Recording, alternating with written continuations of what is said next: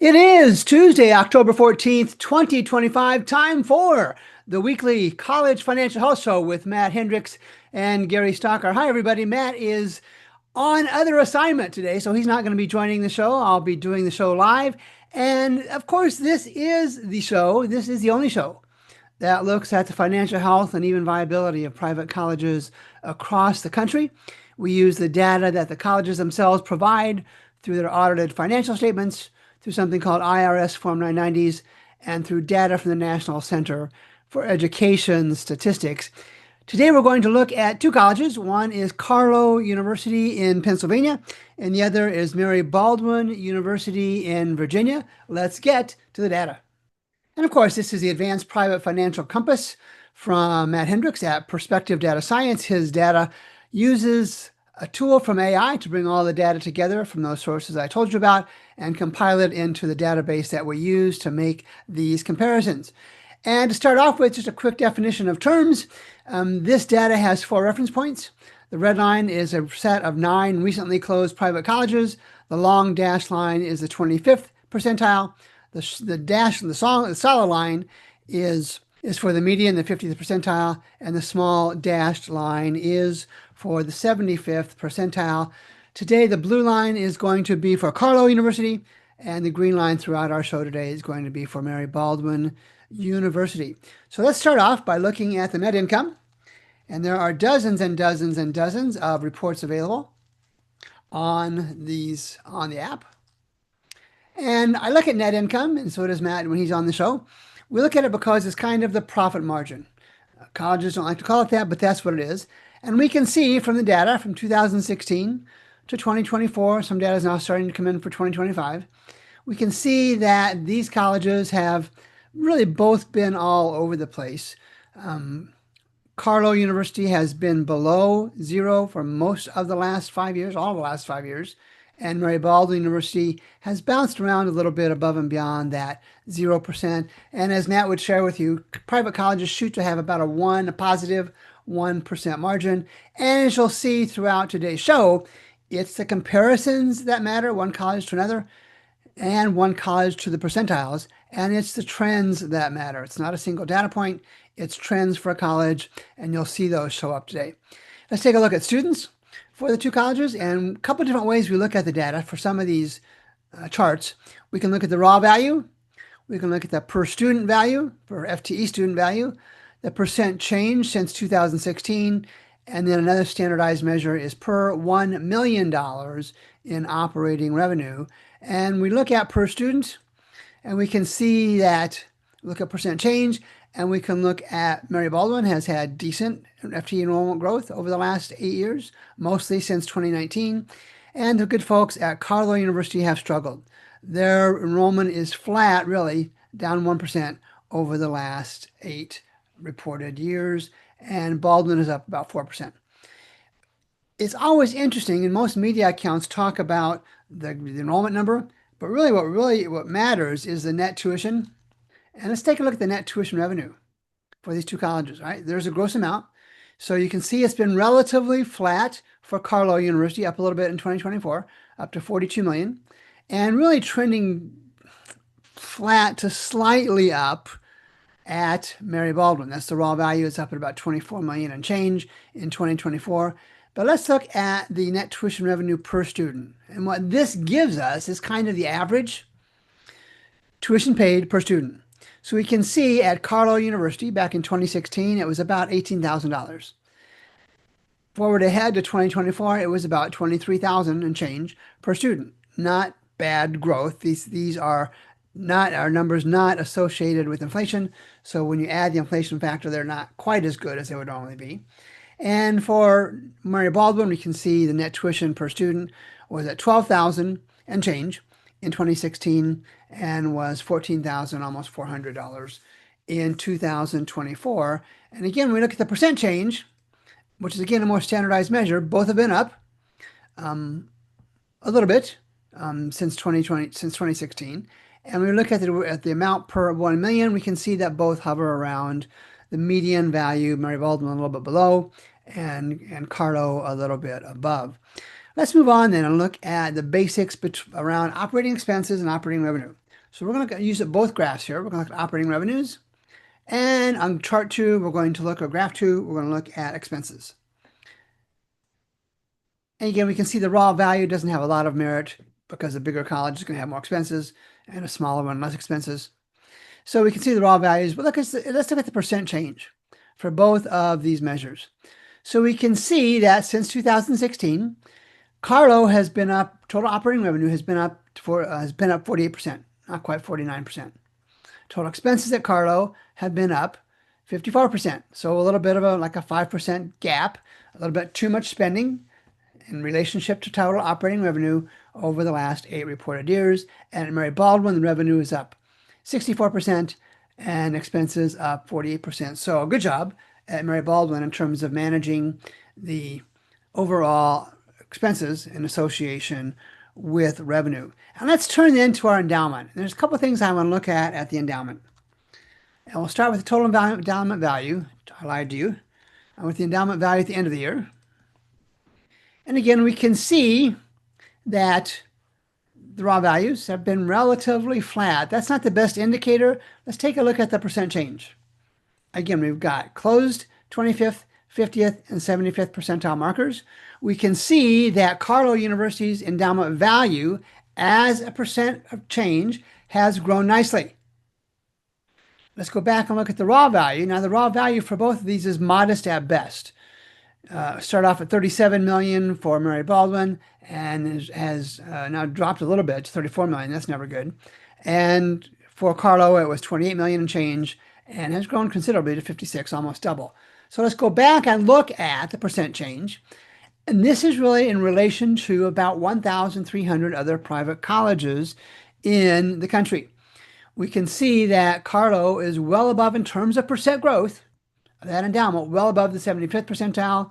And on a more concerning note, Mary Baldwin is considerably below the 25th percentile. You look at that chart, they're probably bottom 10, bottom 5% of all private colleges across the country. And then let's look at what is commonly called the endowment draw. We call it the appropriation here. Look at the endowment draw as a percent of the beginning of the year endowment value. And the typical standard for that, and Matt talks about this all the time, is somewhere between 4 and 5%. And we can see that Carlow, that median number is right around that number, 4.5%. Carlow has really been pretty gosh darn consistent, staying right at that standard. They had a bump in 2024. We'll have to watch and see what the 2025 number is. Mary Baldwin, on the other hand, really used that endowment excessively. It's probably one of the reasons why their percent growth is so small. A lot in 2018, 19, and 20. And then again in 2024, they grabbed 20%, almost 20% of their endowment value in that year. Now, in my estimation, in my experience, that's an important indicator of a college in trouble. They're essentially having to rob the endowment piggy bank to meet payroll and to keep the lights on and meet other spending obligations. As we move ahead, I want to kind of a different indicator. I want to look at something called the capital expense to depreciation ratio. And what this measures is how much an institution is investing in its infrastructure. And the standard threshold accepted by most is 1.0. So you want your capital expenses to be replacing depreciation. So whether it's buildings, it's sidewalks, it's roofs, it's computer, it's software, you want that number of capital dollars each year to equal whatever your depreciation is for that year. And we can see that, we'll start with Carlow, they're right at or right above that 1 point, a big number. They probably built something back here in 2019. With the exception of the last couple of years, down a little bit. We would watch that, and I'll tell you why here in a second. And then at Mary Baldwin, they have been below that threshold really for all but 2 of the last 8 reported years. So what's the value? The value in this CapEx to depreciation ratio is associated with looking at, from my perspective, from my experience, it's a safety issue. Is a college investing in its infrastructure, mostly buildings, sidewalks, HVAC, those kind of things, to keep that campus safe?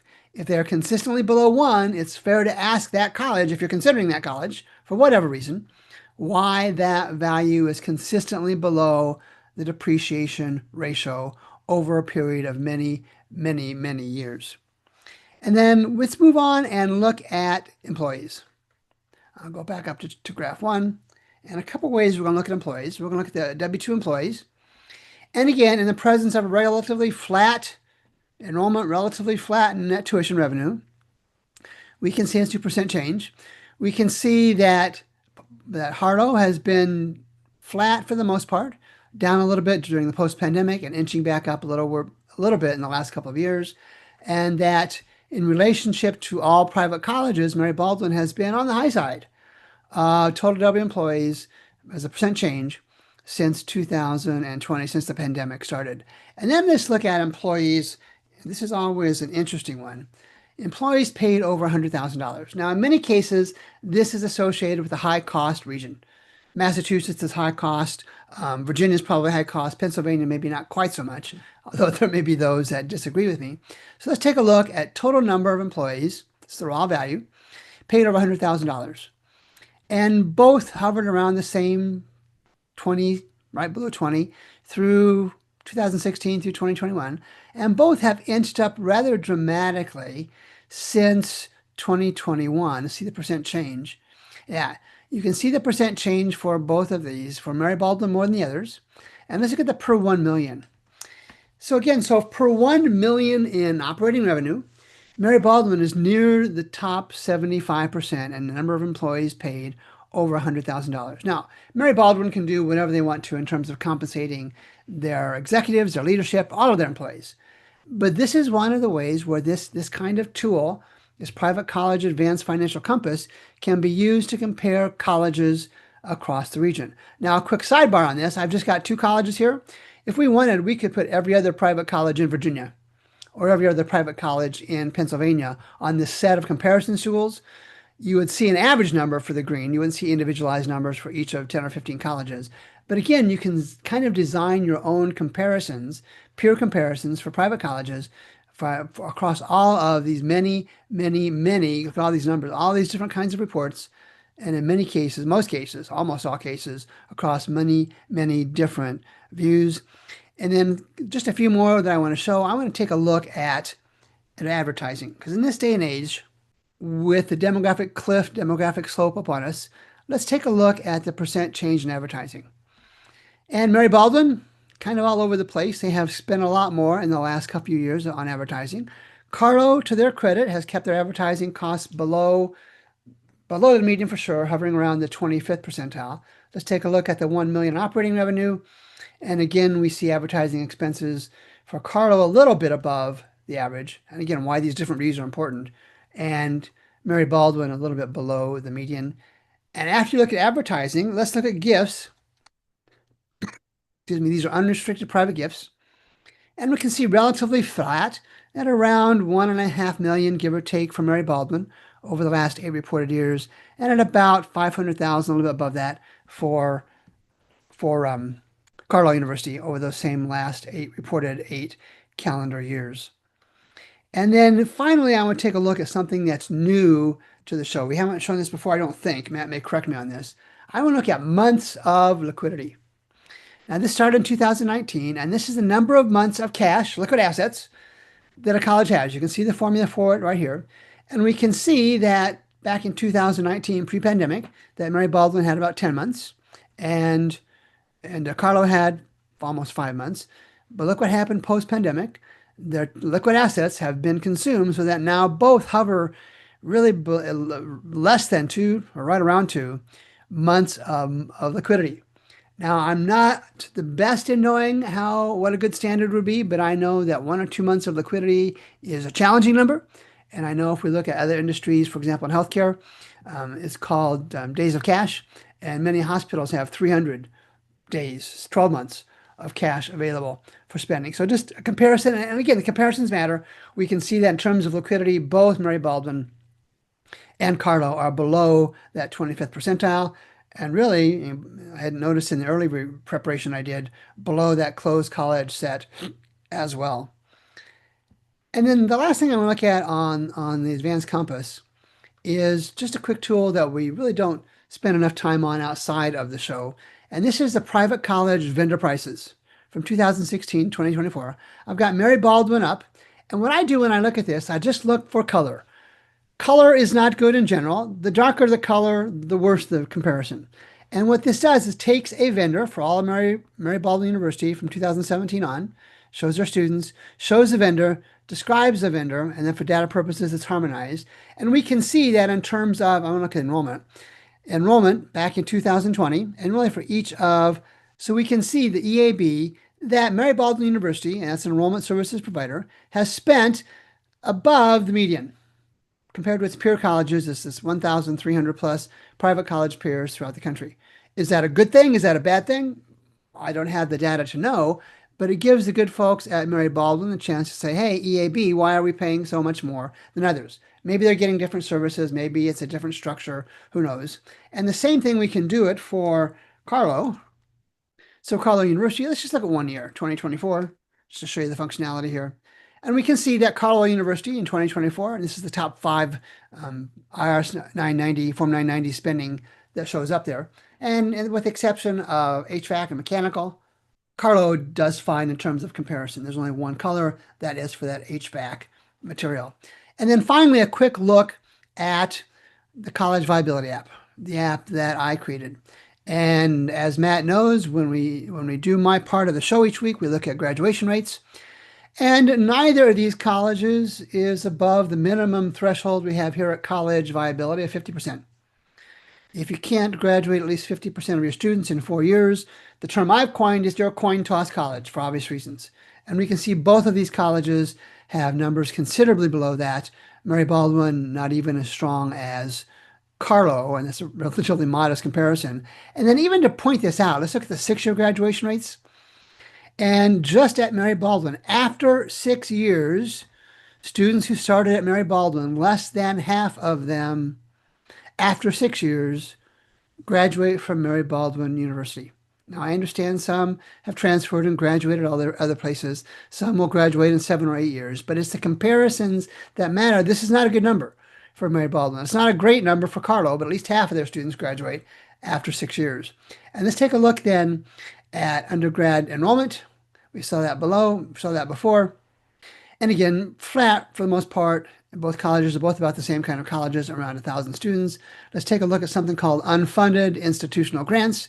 This is what you and I know as most merit aid, almost all merit aid, and most scholarships, not all scholarships. And we can see the growth. So for both Carlow and Mary Baldwin, they started at about 10 million each in 2016.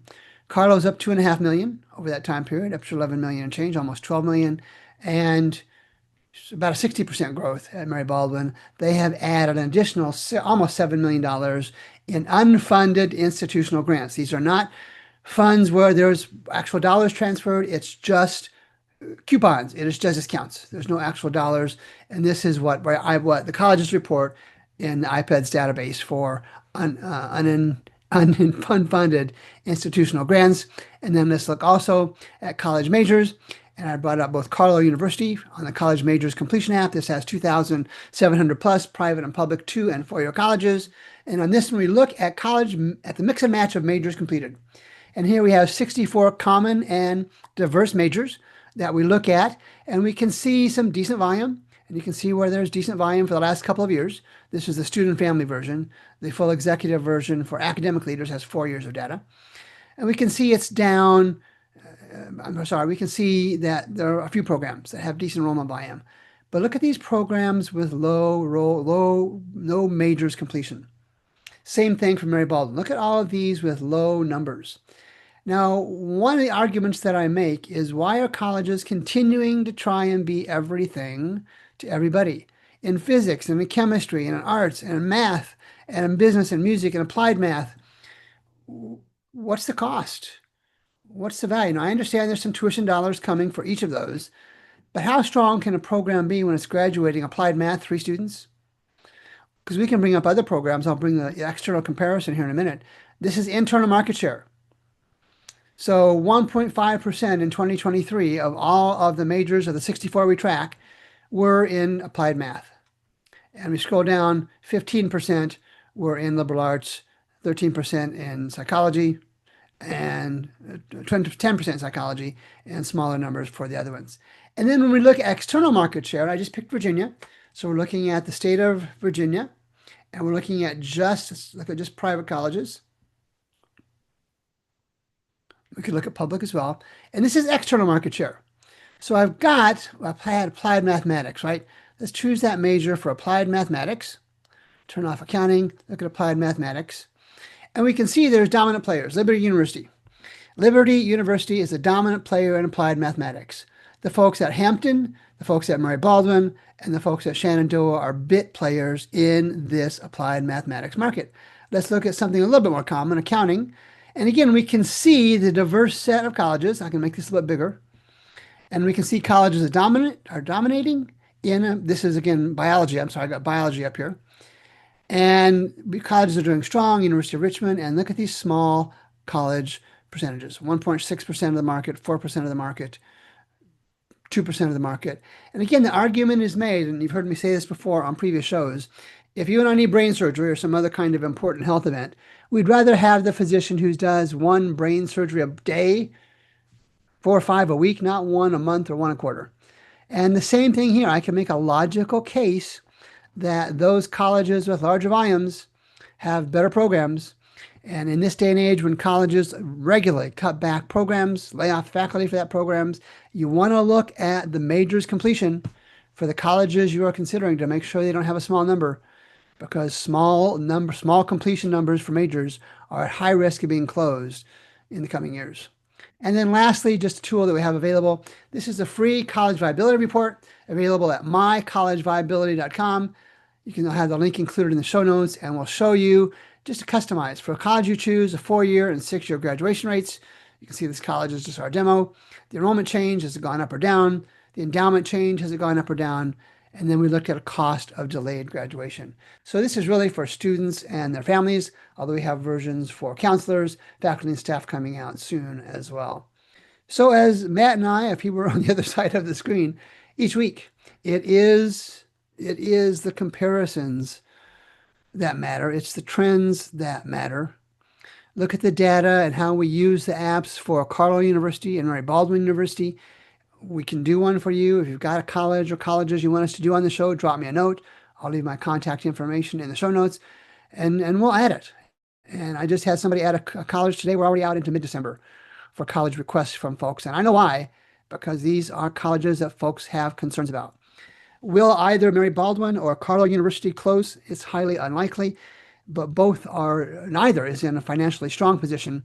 And they both have to watch that endowment value. They both have to do a better job of managing expenses and revenue, although Baldwin is doing better than Carlow. And they have to realize that this is a shrinking market. There are way too many colleges and not nearly enough students willing to pay even heavily discounted tuition to attend those colleges.